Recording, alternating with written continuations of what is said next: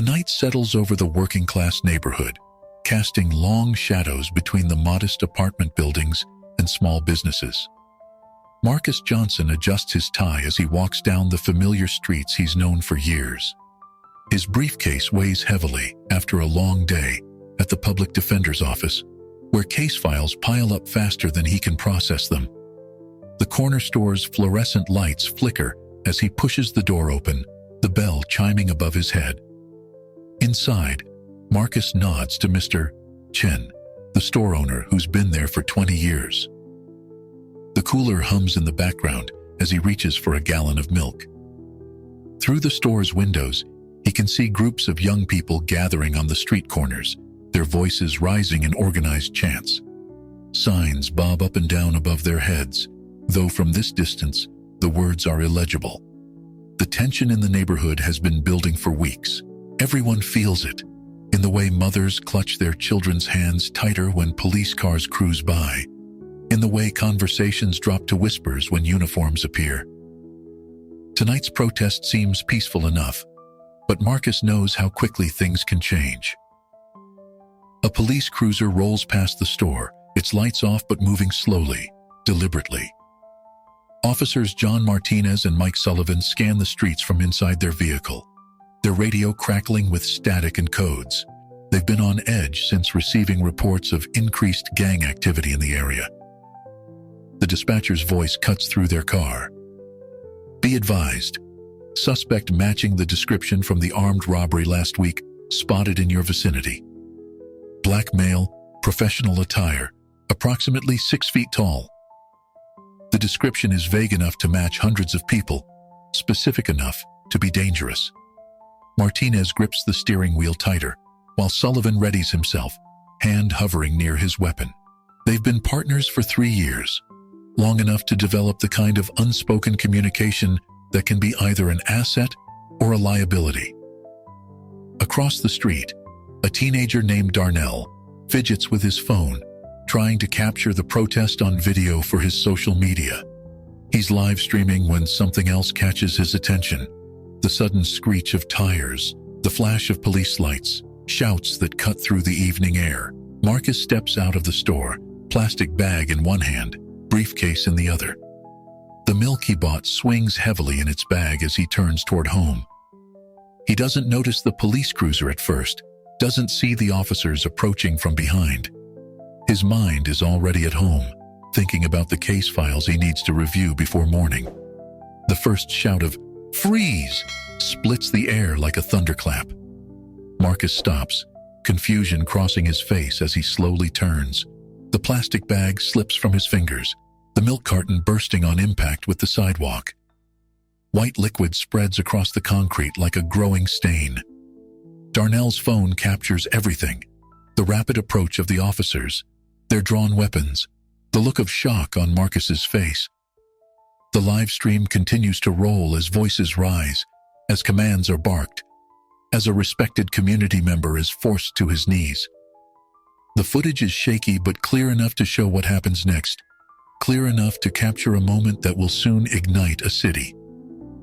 The video spreads like wildfire across social media platforms. First hundreds, then thousands of shares, each accompanied by increasingly outraged comments. The footage shows Marcus Johnson, face pressed against the concrete, while Officer Martinez's knee presses into his back. The timestamp reveals it's barely been 12 hours since the incident, but the city is already waking up to controversy. Local news stations interrupt their morning broadcasts. Breaking news banners flash across screens as anchors report on the viral video showing the violent arrest of Marcus Johnson, identified as a prominent civil rights attorney and former prosecutor. The contrast between his professional status and his treatment becomes a focal point of public discourse. Inside the police department, Chief Thompson watches the footage for the 4th time, his jaw clenched. The department's public relations team scrambles to prepare statements, while internal affairs begins pulling personnel files on Martinez and Sullivan. They know this isn't going to go away with a standard press release. Marcus sits in his living room, ice pack pressed against his bruised ribs, watching his phone explode with notifications. Calls from journalists, messages from colleagues, texts from family members, all asking if he's okay, all wanting to know what happened. His law degree hangs on the wall behind him, a stark reminder of the irony of his situation. The press conference is hastily arranged outside the courthouse. Camera crews jostle for position as Marcus approaches the podium, his usual crisp suit slightly looser to accommodate his injuries. The bruise on his cheekbone is visible despite attempts to conceal it. His legal team flanks him, including partners from his firm who've known him for years. "What happened to me?" Marcus begins, his voice steady despite his evident discomfort, "is not an isolated incident. It's a symptom of a systemic disease that has infected our law enforcement." He pauses, looking directly into the cameras. "Today, I'm announcing my intention to file a civil rights lawsuit against the department, not just for myself, but for every person who has ever been profiled, brutalized, or humiliated by those sworn to protect them." Across town, in a modest apartment cluttered with activist posters and legal textbooks, Ana Martinez watches the press conference on her laptop. Her hands shake as she reaches for a framed photograph on her desk. A young man in a graduation gown, smiling broadly. Her brother Miguel, dead 2 years now after a traffic stop went wrong. The official report called it an unfortunate accident. She called it murder. Ana's social media feeds are already filling with clips from Marcus's press conference. She recognizes something in his eyes, the same determination she sees in her own mirror every morning. Her phone lights up with messages from other activists in her network, all saying the same thing. This is their chance. She pulls up the video of her brother's incident, stored in a folder she can never bring herself to delete.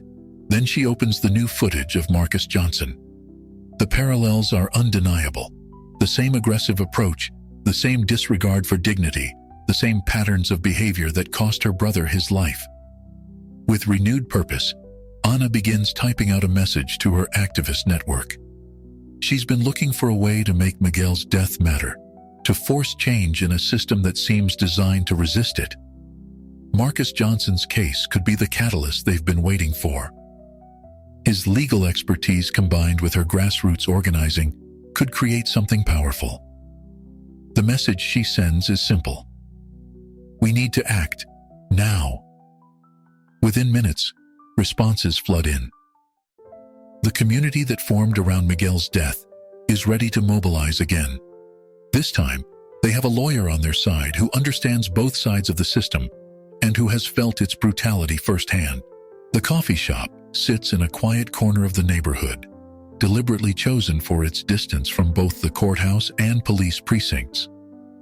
Marcus arrives first, selecting a table near the back where conversations won't easily carry. His ribs still ache when he sits, a constant reminder of that night. He orders black coffee, more out of habit than desire. Ana enters precisely on time, carrying a worn messenger bag covered in social justice pins. She spots Marcus immediately. His photo has been everywhere lately. What strikes her isn't his injuries, still visible despite healing, but the alertness in his eyes. He's scanning exits, watching other patrons, displaying the same hypervigilance she developed after Miguel's death. "Thank you for meeting me," she begins, settling into the chair across from him. Her laptop comes out first, then a thick folder of documented cases. "I've been tracking police misconduct in this district for the past 2 years, since Miguel." She pauses, steadying herself. "Since my brother." Marcus reviews her materials with a lawyer's precision. Incident reports, witness statements, cell phone videos, all meticulously organized. What might look like random incidents to others reveal a pattern to his trained eye. The same officers' names appear repeatedly. The same justifications. The same lack of consequences. Their discussion turns tactical. Ana's network includes community leaders, social media influencers, and families of other victims. Marcus brings legal expertise and media connections. Together, they begin mapping out a strategy that combines street-level activism with legal pressure. "We need to organize a community meeting," Anna suggests, pulling up a contact list.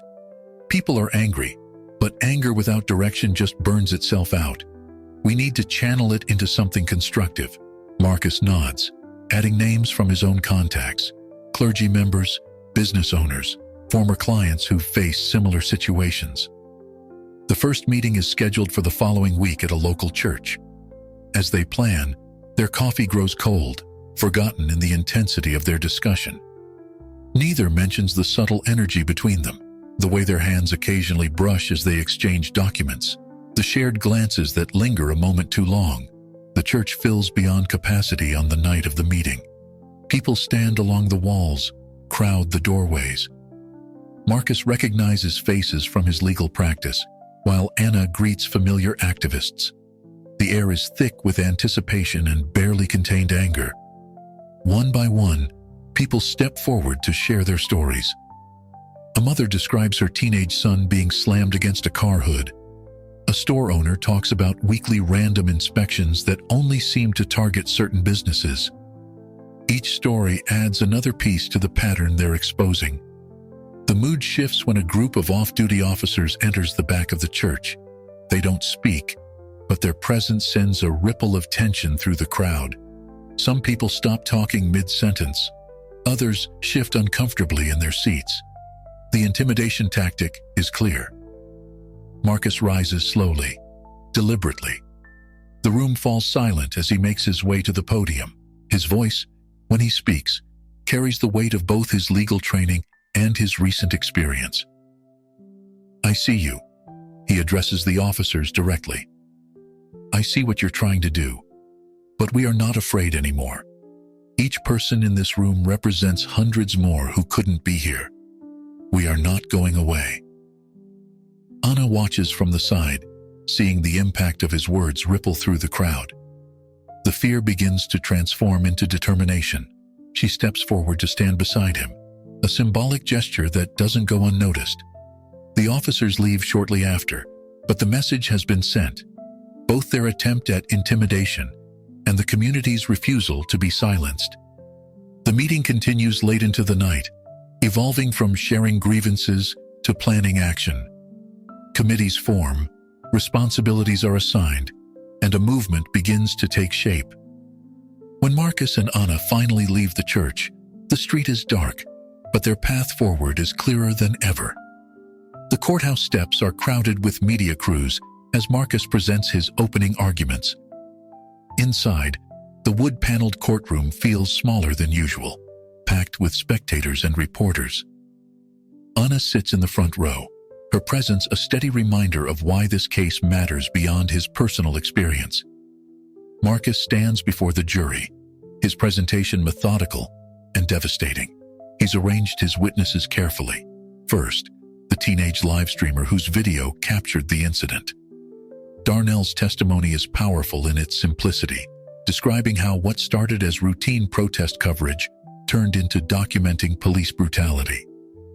"I just kept recording because I knew nobody would believe it otherwise," Darnell explains, his voice steady despite his obvious nervousness. The jury watches the complete, unedited footage. The sound of Marcus's head hitting the concrete echoes through the courtroom speaker system. Statistical evidence follows. An expert witness presents data showing disproportionate use of force against minorities in the district. Marcus introduces documentation of similar incidents, building a pattern that's harder to dismiss as isolated incidents. Each piece of evidence tightens the net around the department. Officer John Martinez sits at the defense table, his uniform pressed and perfect, but his composure showing cracks. During breaks, he paces the courthouse corridors, avoiding eye contact with everyone. The weight of what happened that night, what he did, starts to press against his conscience. In the men's room, away from cameras and colleagues, Martinez stares at his reflection. He remembers joining the force with ideals about protecting and serving, Now, he's caught between his loyalty to the department and the growing realization that he's become part of something deeply wrong. His partner, Sullivan, notices the change in him. "Keep it together," he warns during a lunch break. "Remember who you are." But that's exactly what's bothering Martinez. He's not sure who he is anymore. The department's lawyers have coached him on his testimony, but the rehearsed answers feel like ash in his mouth. Anna's role grows beyond moral support. Her network of activists begins documenting current police interactions, creating a real-time record of ongoing misconduct. But this increased scrutiny comes with consequences. First, it's just suspicious cars parking outside her apartment. Then, anonymous calls in the middle of the night. One evening, she finds a note tucked under her windshield wiper. "Back off or join your brother." The threat is clear, but instead of frightening her, it fuels her determination. She brings the note to Marcus, who adds it to the growing evidence of intimidation. The district attorney's office, where Marcus once worked, maintains official neutrality while subtly hindering the case. Records requests are delayed. Witness interviews are interrupted. The thin blue line holds firm, even as cracks begin to show. During a particularly tense day of testimony, Marcus cross-examines a police sergeant about departmental training procedures. The sergeant's answers become increasingly evasive, and Marcus presses harder. The breaking point comes when Marcus presents evidence that complaints about excessive force were systematically buried. "We're done here," the sergeant snaps, losing his professional demeanor. His outburst, though quickly contained, reveals the frustration of a system unused to such thorough challenge. The jury notices. The media notices. The cracks widen. Anna receives another warning, this time through her activist organization's social media account. Someone has posted details about her daily routine, when she leaves for work, where she gets coffee, which gym she uses. The message is clear. "We're watching you." Marcus insists on hiring private security for her, but Anna refuses to hide. "That's what they want," she argues. "To make us afraid, to make us shrink." Instead, she begins varying her routine while maintaining her visible presence at the courthouse. Her defiance inspires others to stand firm. The case continues to build, but so does the pressure. Each revelation in court is met with increased resistance outside it.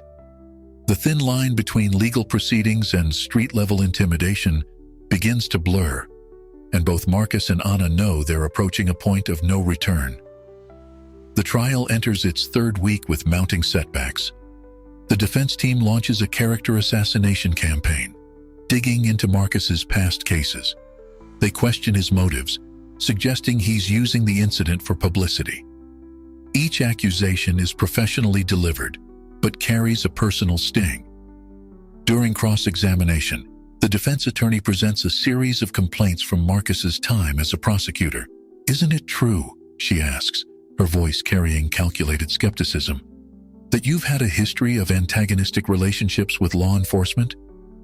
Marcus maintains his composure, but the strategy is clear. Paint him as biased against police before the incident.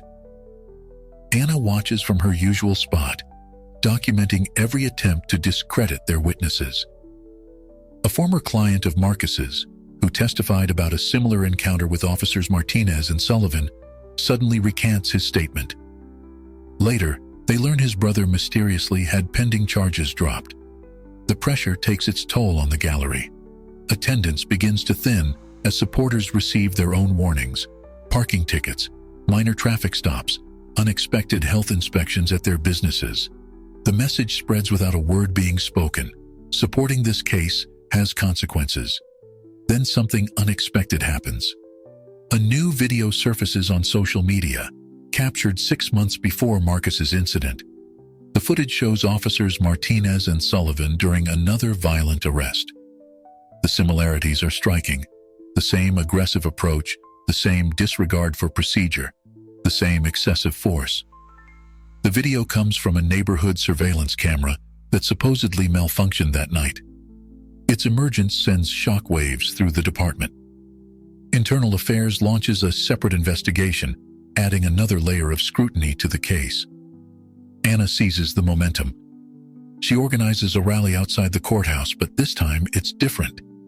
Instead of angry protests, she orchestrates a silent demonstration. Hundreds of people stand quietly, holding photographs of loved ones who've experienced police brutality. The impact is powerful. No chants or signs needed.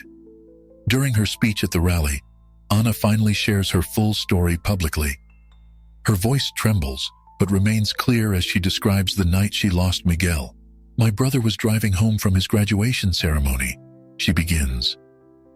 The crowd grows still. "He was wearing his cap and gown when they pulled him over. He did everything right. Hands visible, movement slow, voice respectful. It didn't matter." The media captures every word. Anna's personal tragedy, combined with Marcus's professional battle, creates a narrative that resonates beyond their community. National news outlets pick up the story. Social media amplifies their message. What started as a local incident becomes a symbol of a larger struggle. Back in the courtroom, the defense team scrambles to contain the damage from the new video. They move to have it excluded as evidence, arguing it's prejudicial and irrelevant. The judge's decision will determine whether the jury sees this crucial piece of the pattern. Marcus and his team work through nights preparing their response. The law library becomes their second home, with Anna bringing coffee and coordinating with community members who might have witnessed other incidents. Their working relationship deepens under the pressure, though neither acknowledges the growing personal connection. The community's response to Anna's speech transforms the atmosphere around the trial. More people come forward with their stories, despite the risks. Local business owners who previously stayed neutral begin displaying support signs. The silent protest spreads to other neighborhoods. The judges' chambers become the battleground for intense legal arguments about the new evidence. Marcus argues that the video establishes a pattern of behavior essential to proving institutional misconduct. The defense counters that it's inflammatory and prejudicial. As they await the judge's decision, both sides know they've reached a turning point. If the video is admitted, it could break open not just this case, but potentially expose years of covered-up incidents. If it's excluded, they'll have to find another way to prove the systemic nature of the problem. The tension builds as the judge announces she'll deliver her decision the following morning. That night, Anna receives her most direct threat yet, while Marcus discovers his case files have been accessed without authorization. The stakes keep rising, but there's no turning back now. Marcus stares at the photos spread across his kitchen table, surveillance images of his children at school, his wife at the grocery store, his elderly parents on their daily walk. The envelope arrived with no return address, just a handwritten note. "Is this case worth your family's safety?" His hands tremble as he dials his wife's number, instructing her to take the kids to her sister's house immediately.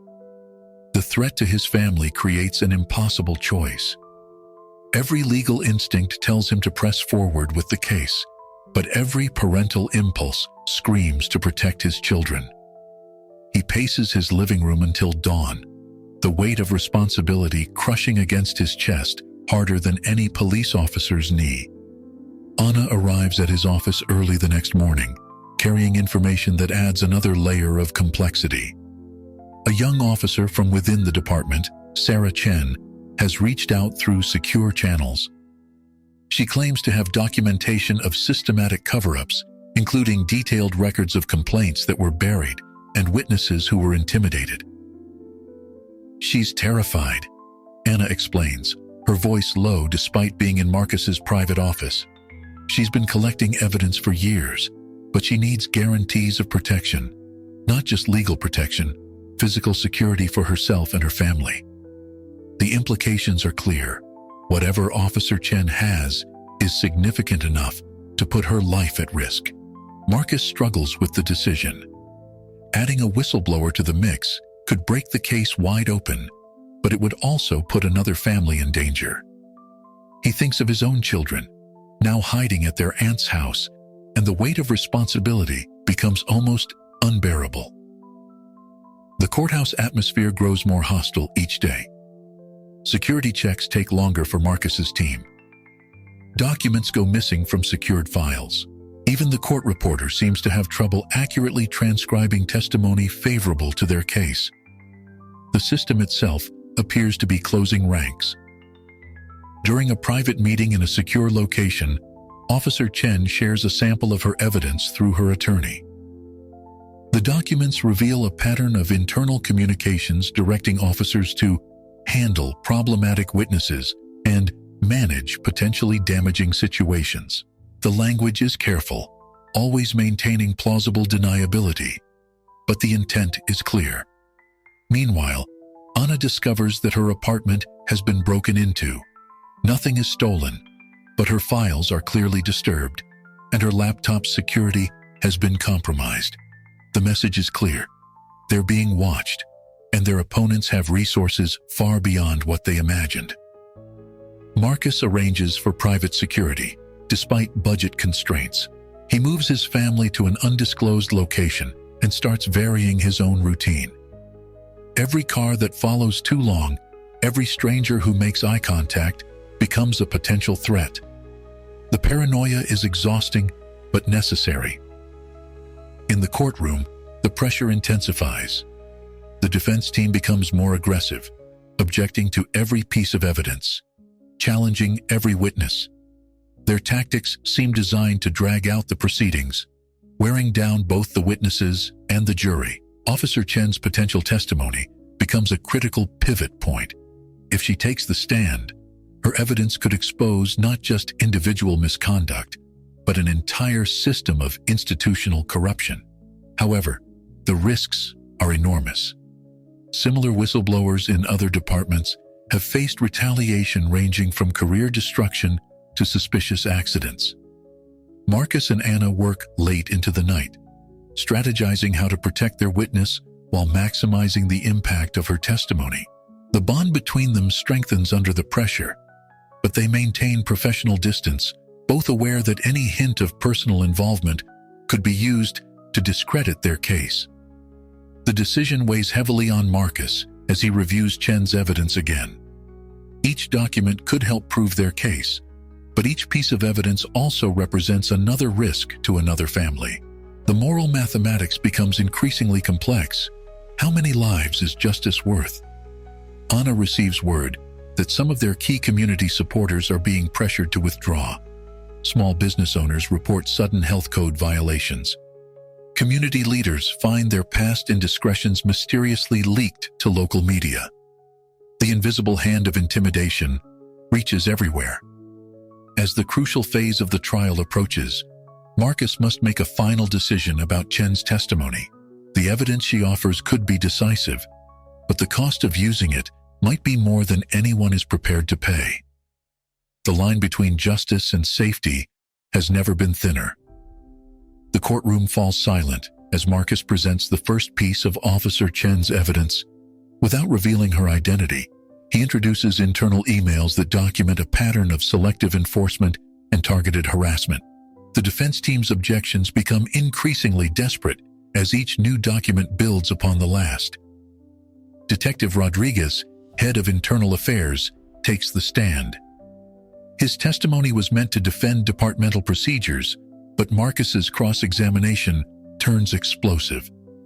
Armed with Chen's documentation, he forces Rodriguez to acknowledge multiple instances where serious complaints were classified as unfounded without investigation. "Can you explain?" Marcus asks, holding up a report. Why 17 separate complaints against officers Martinez and Sullivan were dismissed without interviewing a single witness? Rodriguez shifts uncomfortably, his carefully prepared testimony crumbling under the weight of documented evidence. The gallery watches as more revelations emerge.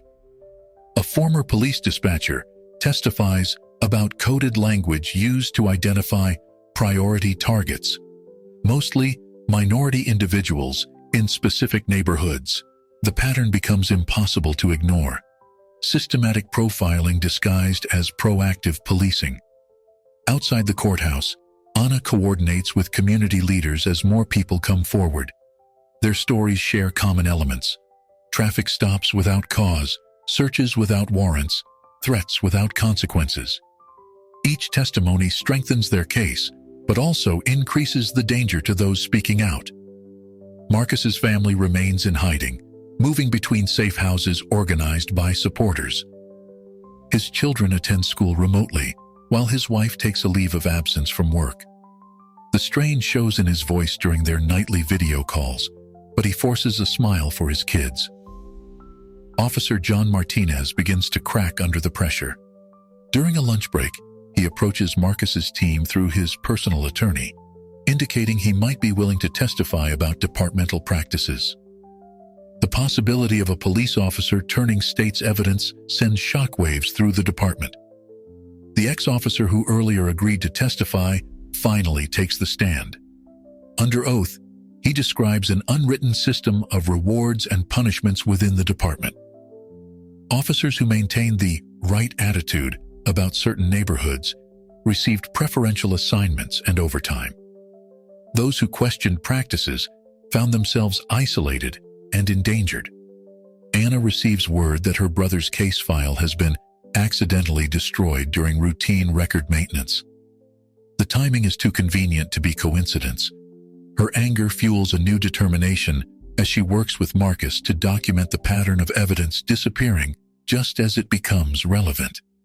Marcus moves to enter Chen's most damaging evidence, a detailed spreadsheet tracking unofficial performance metrics, essentially quotas for stops and searches in specific neighborhoods. The defense team fights desperately to exclude it, claiming national security concerns and departmental privilege. The judge calls both legal teams to chambers. Hours pass as arguments rage behind closed doors. In the courtroom, supporters and opponents sit in tense silence, waiting for a decision that could break open decades of systemic abuse or bury it deeper. Martinez's potential testimony becomes the subject of intense negotiation. His lawyer demands immunity not just from criminal charges, but also protection from civil suits. Marcus wrestles with the moral implications of letting one offender escape consequences to expose the larger system. The pressure begins affecting the jury. One juror reports being followed home. Another finds their car vandalized. The judge considers sequestration, weighing the need for jury protection against the risk of appearing to validate their fears. The evidence mounts day by day. Internal memos warning officers to maintain solidarity, training materials that emphasize aggressive tactics in high-risk neighborhoods, performance reviews that reward officers for high numbers of stops and searches without questioning their legitimacy. As Marcus prepares for the next day's testimony, he receives a call from Chen's lawyer. Her cover may be blown. Someone accessed her secure records, and she's noticed unmarked cars outside her home. The timeline for using her evidence suddenly becomes much shorter, forcing Marcus to accelerate his strategy. The courtroom can no longer contain the story. National news networks set up permanent stations outside the courthouse, broadcasting live updates throughout the day. Social media explodes with hashtags supporting Marcus and Anna's cause, while counter-narratives emerge from police support groups. Marcus becomes an unwitting symbol of resistance. His image appears on protest signs across the country, his bruised face from the incident a stark reminder of what brought them here. News programs replay his courtroom arguments, analyzing every word as the case transforms from local incident to national referendum on police reform. The expert testimony on institutional racism draws unprecedented attention. Dr. Williams, a renowned criminologist, presents decades of data showing systematic disparities in police treatment. His presentation includes heat maps of enforcement patterns overlaid with demographic data, making the targeting of specific communities impossible to ignore. What we're seeing, Dr. Williams explains to the riveted courtroom, isn't random variation. These patterns show deliberate, systematic differences in how laws are enforced based on neighborhood demographics. The defense team's attempts to discredit his methodology only serve to highlight the strength of his analysis. Anna organizes a coordinated social media campaign, timing the release of testimonials from community members with key moments in the trial.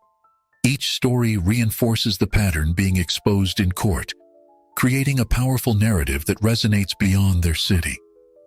The city begins to feel the pressure. Tourism drops as the case makes national headlines. Business leaders express concerns about the impact on investment. City council meetings become battlegrounds between those demanding reform and others calling for a return to law and order. Local clergy unite across denominational lines, holding prayer vigils outside the courthouse. Their presence adds moral weight to the proceedings, particularly when several prominent religious leaders share their own experiences with discriminatory policing. The police department's public relations team struggles to maintain control of the narrative. Their usual tactics of highlighting officer bravery and community service fall flat against the mounting evidence of systemic abuse. Each press conference becomes more defensive, more combative. Marcus's old colleagues from the district attorney's office begin reaching out privately, sharing information about cases they now realize were compromised by police misconduct.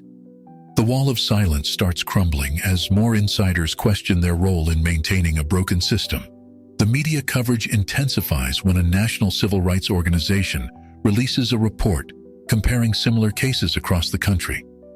Marcus and Anna's case becomes part of a larger narrative about systemic injustice, drawing support from activists and legal experts nationwide. Professional police organizations split in their response. Some defend the accused officers unconditionally, while others call for reform. The division within law enforcement ranks becomes another story in itself, highlighting the deeper conflicts within the profession. Judge Harrison faces increasing scrutiny over her handling of the case. Conservative media outlets question her impartiality, while progressive platforms praise her careful consideration of evidence. Her every ruling is analyzed and debated across social media.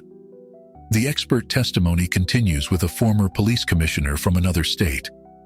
He breaks down how departments can maintain plausible deniability while encouraging discriminatory practices. His insider perspective proves devastating to the defense's claim that any misconduct was isolated. Anna's grassroots network expands exponentially as similar organizations across the country connect with their cause.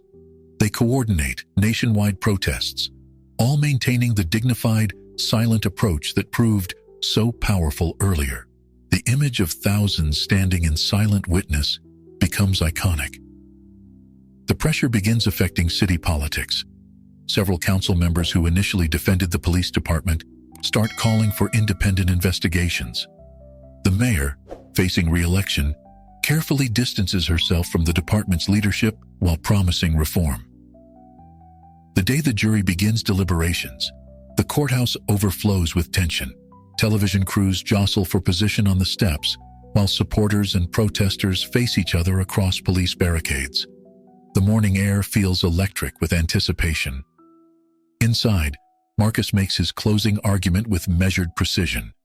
He stands before the jury, his earlier injuries healed, but the memory evident in his stance. This case, he begins, has never been about one night or one incident. It's about a system that turned protectors into predators and accountability into a myth.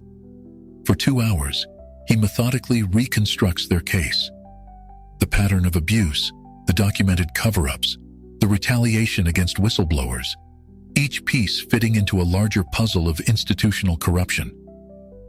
In the gallery, Anna watches as the jurors lean forward, their attention absolute. The defense's closing argument focuses on procedure and fear. They paint a picture of brave officers working in dangerous conditions, making split-second decisions.